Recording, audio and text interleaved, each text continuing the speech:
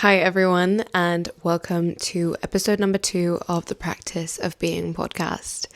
I am your host, I'm Naisha Vora, and I am really excited to be doing this episode with you. The topic is called the Practice of Being Perfect.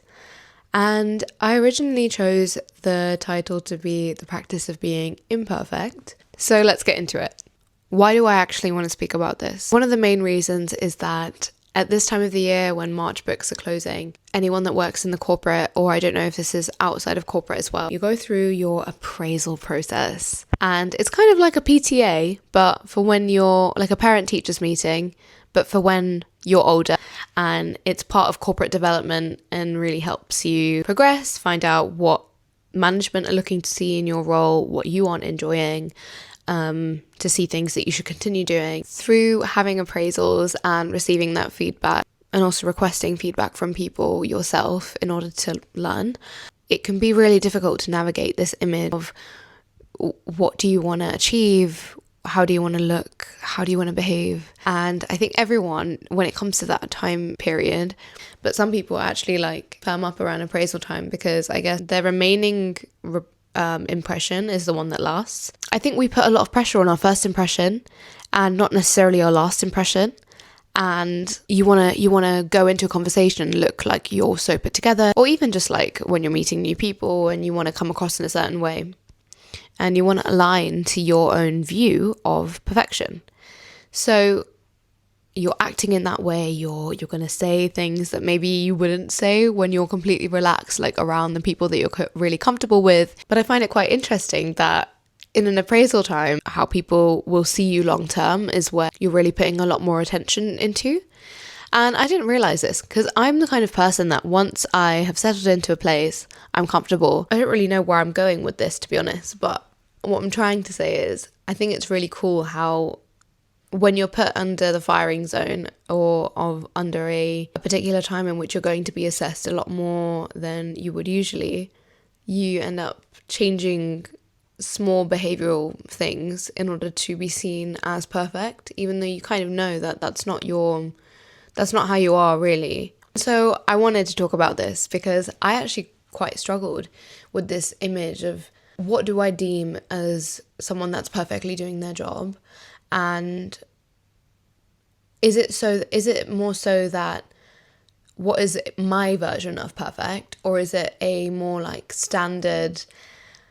bog standard, this is a perfect worker, or this is the perfect person working in the corporate world in my job, in my role, this is what they would be doing. And maybe that's an exercise for me to do on my own and see if what I am categorizing as perfect and someone that is really doing like the best job they possibly can, and comparing it to what I would deem as like an industry standard, and see what the discrepancies are. Because I think a lot of the time we as people have justifications and we have reasoning for pretty much everything that we're doing, and so we're not doing a direct comparison because I think we already believe that like perfection doesn't really exist. I like to think of it in maths as like an asymptote, like a line that is coming at a curve but will never actually meet the curve. Like you're never gonna get the line meeting the curve meeting the line, like the axes. It just won't happen. And that's kind of how I see this industry version of perfection. I don't think it's actually achievable because you have to contextualize it in your way, and even then you won't be able to maintain it indefinitely because stuff happens. There are external factors like outside of your control, and in like, for example, that would be like if the industry specific was someone that is always on time for work, always delivers on time, quality of work is always to the best standard possible, never receives any bad feedback, like always on it, looks immaculate, put together, proactive, you know what, the list goes on. And I think it's about prioritizing what from that you actually deem as the most valuable and the most impactful in your role, and deciding that amongst your peers, amongst higher ups that want to see your progression, and really seeing that in general. I think everyone agrees that like for example, that industry standards that I'm using as an example, you might have a person that is 100% always on time, but they might not be able to meet that level of perfection because the trains got late and there was a train delay for half an hour and they weren't able to get in on time. Now, that's no issue of their own. They weren't able to foresee that, especially not with the London TfL system at the moment, because holy moly, standing at that King's Cross platform at rush hour it's like you never know whether you're going to be met with 2 people standing on the platform or 400, and sometimes you just wait and watch see all the trains pass by, and even if you're there half an hour early, you're still going to get to work late. So been there, done that one too many times. I'm sorry, I digress. But yeah, what I'm trying to say is we're so busy trying to compare ourselves to this like industry level of perfect, or we do the exact opposite and we make thousands of excuses for ourselves on why we can't be perfect because that's unrealistic. And I think it's more so about striking a balance rather than going to one extreme or the other, because yes, you're not going to be able to get there 100% of the time, or you're not going to be able to deliver because you might have got a deadline that was told to you 2 hours before the end of the day, due for the next day. It's happened to me before, and sometimes it's literally not possible. Sometimes you have to push back, and I think the corporate world right now is getting really good at drawing some of those boundaries and creating more leeway and more space for that to go wrong. But in general, in normal everyday life, I think we forget that all around us we have so much perfection, imperfection, whatever you want to call it. It shouldn't be a good or a bad thing. I think the connotations of like, you know, when you congratulate someone and you're like, oh, that was perfect. What actually is that though? Is that perfect as in your idea of perfect? Because perfection is completely subjective. You're not going to be able to ask any 2 people and their definition of what a perfect human being be the same, because it depends on your values, your morals, your priorities in life, and maybe the people that you surround yourself with, the way you were raised. It depends on so much stuff. Like, to me, perfectionism might be like always have really good timekeeping skills, and that might just be something like, for example, I'm going to use my parents as an example here. They might kill me. But my dad is amazing at being on time and really on the dot, and he really, really values sticking to that clock to the T. My mum, however, she is more like, it is what it is. It's not that big of a deal, which I understand as well, because it's true. It's probably not that big of a deal. But for me, seeing that, now the value of like timekeeping is really, really strong to me. Like I don't really enjoy when someone has told me that they're going to see me at a certain time and then really like without any like preemption just tell me, no, I'm sorry, it's not going to happen. Like either cancel or I'm going to be an hour late or all sorts. I feel like that's quite disrespectful, at least with how busy like life is at the moment and the amount of commitments people have and responsibilities and stuff they need to get done in the day. I think the value of like having time with people that you care about is so strong. That to me is one of my checklists on my idea of perfection. We love an action. Go and decide what is your values and what is your idea of you in an ideal world, and see how close you are in working towards it. Because yeah, we're not all perfect, and actually no one's perfect. But I think that when you have someone in your life that is constantly growing and constantly wanting to strive for that idea of perfection, it's really amazing. Like, that is the kind of people that I want to surround myself by. And I'm very grateful that I am surrounded by a lot of those people that truly have amazing goals in their life and they are constantly working towards reaching them. I think we need to stop putting barriers on our idea of perfection and start that journey of acceptance of, yes, I have XYZ that are going amazing for me. Yes, I also have ABC that are going really not great for me. And that acceptance also comes under my idea of a perfect human being. Someone that is not completely bogged down in the black and white, as I like to say, and open to seeing that there is room for improvement and once they see that improvement, they don't just see it and stare at it from afar. They really put in the work and really want to strive towards getting closer to that. But yeah, I think another thing that I'd really like to talk about is the reasoning behind why we want to be perfect. Because I touched on it before a little bit, but for example, we see in social media all the time where if someone is showing their day in the life and they are, waking up at 5 a.m. in the morning, read their book, get to the gym, amazing breakfast, have already done like 20 things before even going to work, and you think, whoa, that is someone that is like got their life together, that is like my idea of perfect. But most people would look at that and think, that's completely unrealistic. Like, how are you even doing that? Surely you're not doing that every day this week and whatnot. So that when you do see people with their life together and really got it together, you're deeming it as unrealistic. And yet in your own life, when you see that you're not doing X, Y, Z, you just think you're a failure and you're not doing any of it. But you were quick to say on social media that they're unrealistic. So I think it's about deciding that, no, do you want to have that as like a goal and really like appreciate and respect someone for putting in that dedication, that discipline, because that kind of life really does take it. I, for a good amount of time, probably like 4 to 5 months, was doing the whole 5 a.m. thing. 5 a.m. wake up. I have my set routine of like yoga, etc. that I do because I'm a yoga instructor, and I was really scared when I first joined the corporate world that like I would lose my practice, and so I made it like I was hell-bent on not losing it. So yeah, I've kind of laxed myself a bit now in the recent since the new year, because I think my evenings are quite unpredictable sometimes, and the fact I knew that I had to get up at a certain time, sure, it made me sleep a bit earlier, but on those nights that you can't get the extra sleep, or you feel like you're not really being engaged in like social activities, and that actually for me is quite important because, well, let's just say I like to talk, and when I don't get my fill of that in the week, I feel like a little bit of a failure. And so that's what I mean. So like, you find these things that aren't perfect in your life and you can change them and you can alter them and you can feel better about them. And that's what this whole thing is all about.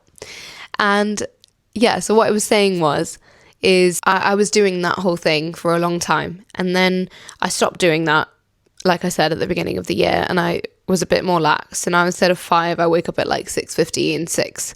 And I still get my routine done. I'm just less of a drill sergeant with it, because I think giving myself that little bit of really room actually really helped my motivation, because it didn't feel like a whole big task in the morning.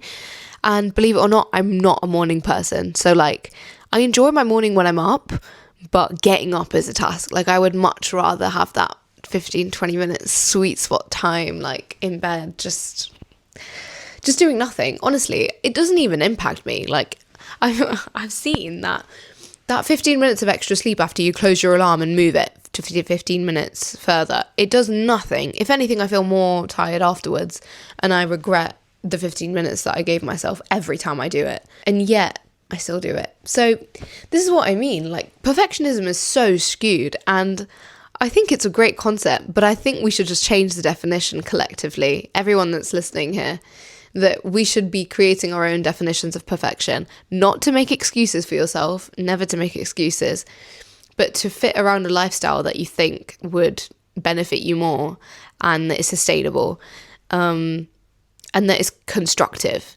Because I think also another thing is, I love being self-critical. I have absolutely no qualms whatsoever with being self-critical, okay?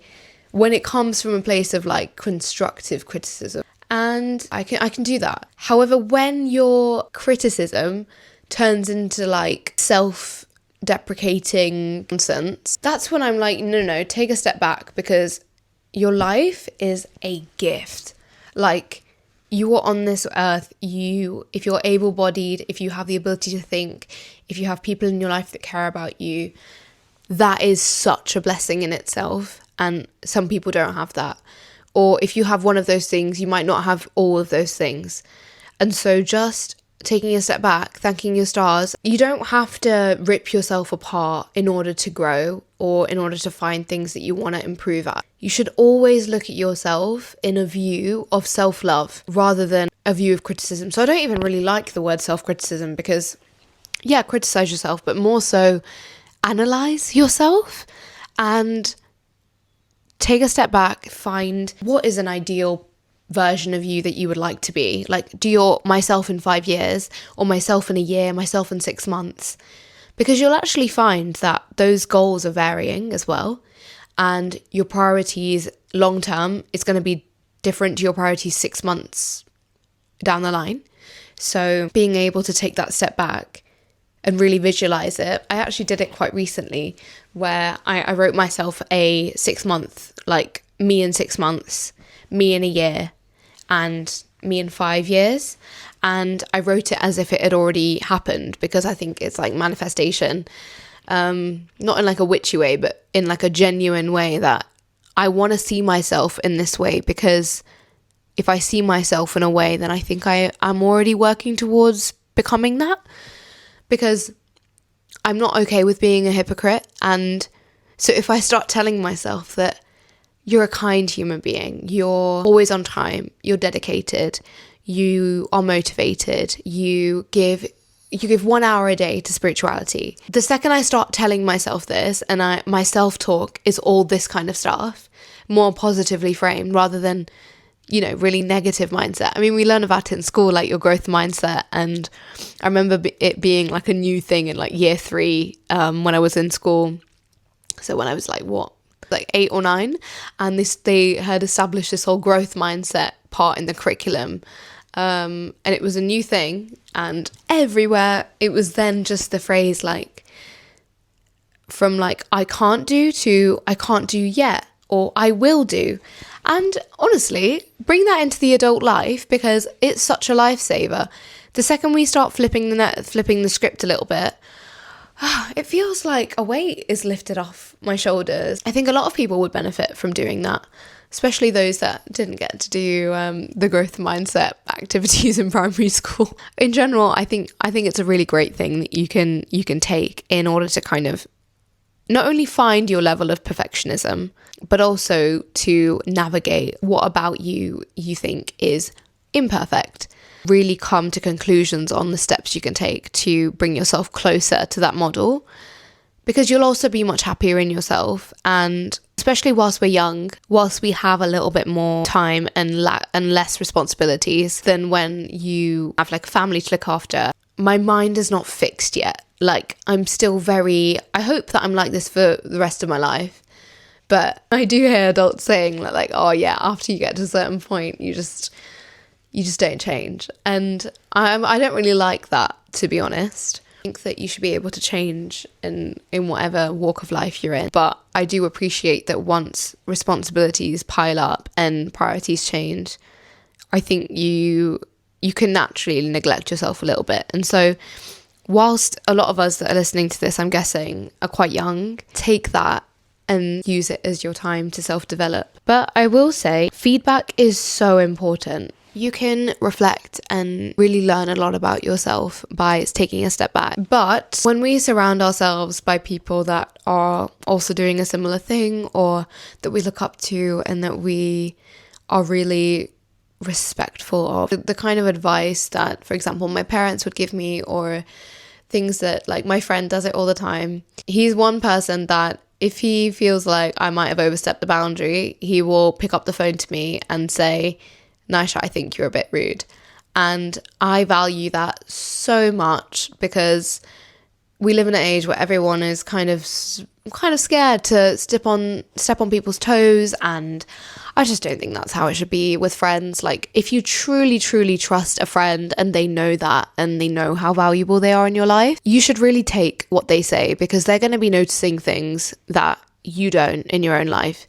And sure, yeah, I'm not saying completely listen to whatever they say, because yeah, it could even be out of jealousy, it could be out of all sorts. I'm not saying that at all. That is for another episode. But I will say that just hearing a different perspective from people that you do want to hear from is so beneficial, and I think is it's kind of why we do appraisals at work. Like, you go and get feedback from everyone else that you work with so that you can improve, because they're going to find things about you that you either, one, didn't know was an issue, and two, you just didn't see it at all. I think that's a really holistic view on perfectionism. And I think we forget that we live in a world where things that we would never have deemed as perfect or to have that sliver of perfection in them are so beautifully made up. Nature is so amazing in the way that it can create the fact that we live in a world where mountains exist, canyons and all sorts, and waterfalls. There is so much perfection around us, but that has been born out of imperfection. It's been born out of natural disasters and millions of years of different beings being on the earth and doing certain things to them, environmental stuff, all of it. Still, such beauty can be created. I mean, I also love the quote, sunsets and flowers are both beautiful, but they look nothing alike. I think it's just a really beautiful reminder that although you can feel really imperfect at times, and it's great to hold yourself to such standards, you need to reestablish your definition of perfection. Keep it as a goal rather than a standard. Keep it as something to constantly change, and your idea of perfection should never be stationary. It should be a dynamic thing, especially after going through this whole like feedback thing and appraisals. And I'm sure a lot of university students are feeling it as well, like that whole imposter syndrome and exams season coming up, and you're trying to be this perfect student of, I study 8 hours a day and I still make time for my friends in the social life, and I'm scoring top marks on all of my assignments and I'm maintaining a first. And whilst, yes, that is important, I think not being results orientated and rather process driven in your perfection can be so much more valuable. To go into that a little bit more, like, I think it's not easy to understand. If you're focusing on your process, like the content of which you're studying being completely accurate, being right, being really attentive during your actual lectures, so that when assignment time comes, you're not focusing on that grade that you get on the end. You're focusing on the fact that you're spending time putting in the effort and the work, and you've really retained things that you've learned and you've enjoyed the process. That's what's going to make you closer to achieving perfection in the end. Because if you tie your perfection down to this metric that is down the end of the line and you miss it by one, you forget the entire process that you've just gone through in order to get to that point, when in reality the part that's going to make you improve is not setting a goal and then, for example, if I say that, oh yeah, I wanted to achieve 80% and that is my idea of perfection. If I get that 80%, I've done amazing, and then it rolls around and I end up getting 79. If I was results orientated, I would be like, right, okay, well, I set my goal for 80, obviously didn't get that. Either I can keep it at that, or I can make my goal a little bit more achievable and put myself down to 75. Now, that's fine if you're results orientated and that's how you want to be. But if you're process orientated, when you're aligning yourself to a view of perfection, if you're saying, okay, I ended up getting a 79 instead of the 80 that would have been better, this time, what did I do in my process? I spent only 6 hours and I was studying content that wasn't really engaging to me, wasn't really my way of doing it, and I wasn't that attentive during lectures. I missed 3 to 4 this module. Changing that process, you're going to see real long-term difference in your results, because you've identified the actual factors in which caused you to drop your mark. Perfect your process. Don't expect results, though. By removing that element of expectation, we become so much more likely to succeed and be happy with the work that we're putting out. I think one final thing I'd like to say is my hair is absolutely whack today, first of all. Secondly, my final thing is focus on your reasoning behind why you want to be perfect, and make sure that you're process driven. Make sure that your view of perfection is super dynamic, that you're open to seeing change, that if you see someone that is doing amazing, use that to inspire you. Don't use it as a point of comparison, because genuinely and truly, I repeat this to myself all the time. The second I think that I'm comparing myself to someone else, I repeat the phrase, comparison is the thief of joy. The second I hear it, because when your self-talk starts switching from upliftment to degrading yourself, it's a downward slope from there. You're only going to spiral. And so the earlier you can catch it, I think, is the most valuable thing you can do. You will see that switch in mindset makes you so much more confident as a person. Your self-esteem will go up and will feel like you're doing better. Even if your results are going to take a little bit longer, just be happy with the fact that you've recognized something that's gone wrong. You've accepted it. You've put something in place in order to combat it, and you change it. And I'm really hoping that I'm able to continue doing it and really see the results, because then I think it'd be really nice to share, like within 3 to 4 months down the line, of how it's actually going and if I'm actually seeing a difference in that way of doing it. And then another thing I like to do, in a bit of a top tip, is whenever I have encountered a barrier, which usually will come if you're working towards something, or if you're working on anything at all, or if you have any goals, have that goal right there. But then genuinely just write and list out everything that is stopping you from getting there. All of the logistic stuff, all of the mental stuff of mental barriers. And I actually made this entire list before I launched the podcast in December or in November or something. And I listed out all of the technical stuff, like, for example, a microphone, a camera, what tools do I need for editing? And those are all logistic stuff. But then there was also the mental side of, what if I'm not able to commit the amount of time that I want? What if people don't actually listen? What if people don't think what I have to say is worth it? And write it all down, because the second you acknowledge it is the second you can move closer to that ideal, and your imperfections don't become flaws, they become your quirks, and they become the things that people look forward to hearing about. And in reality, being 100% perfect all the time is boring anyway, man. We're all going through something or the other. We all enjoy taking each other on the journey. I am going to close this episode here. I think I have gone on for way too long, but I hope someone has found something valuable in this episode. And as always, tell me what you thought about it. I'm always happy to chat about things. And if you're feeling the same way as I have done, or, if you just need someone to talk to, my DMs are always open. So I hope you have an amazing rest of the week, and I will catch you at the next one. Bye.